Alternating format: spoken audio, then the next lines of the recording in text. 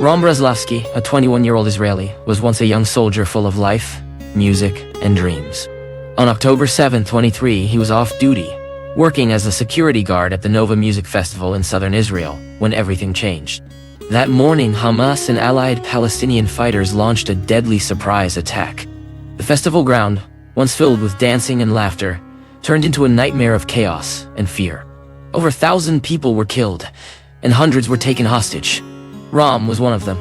He was captured and taken into Gaza, where he would spend nearly 2 years in captivity.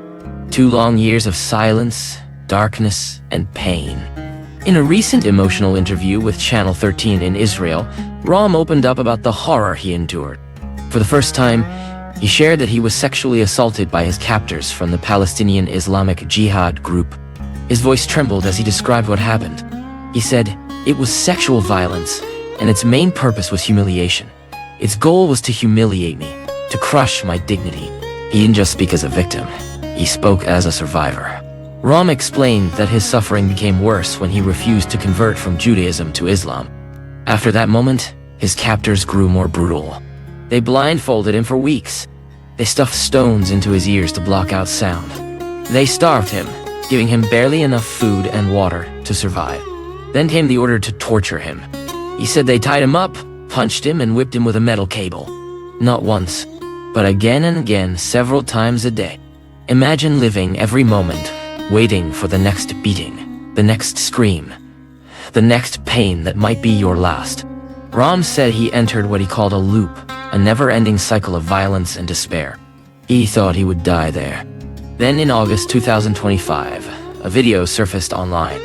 It showed Rom crying, weak, saying he had no food or water left, that he could no longer stand or walk, that he was at death's door.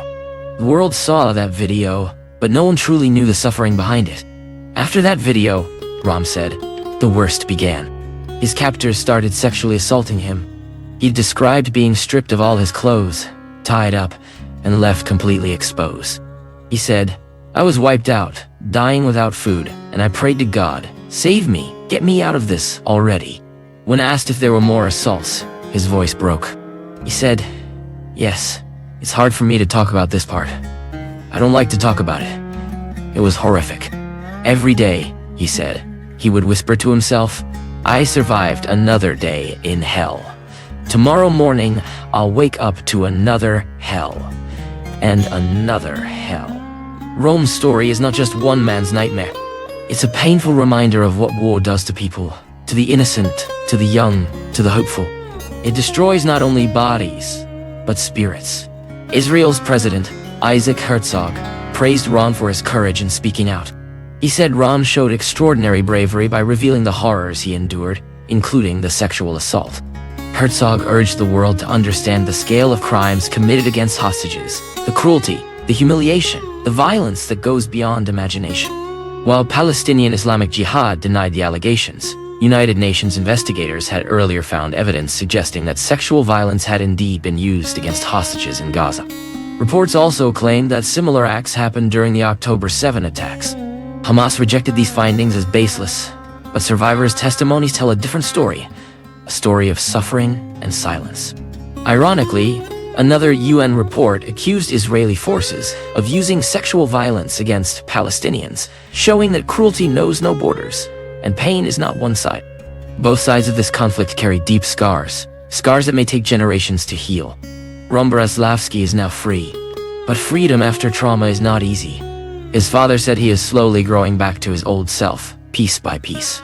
But inside, there are wounds that no doctor can heal, and memories that no one should ever have to carry.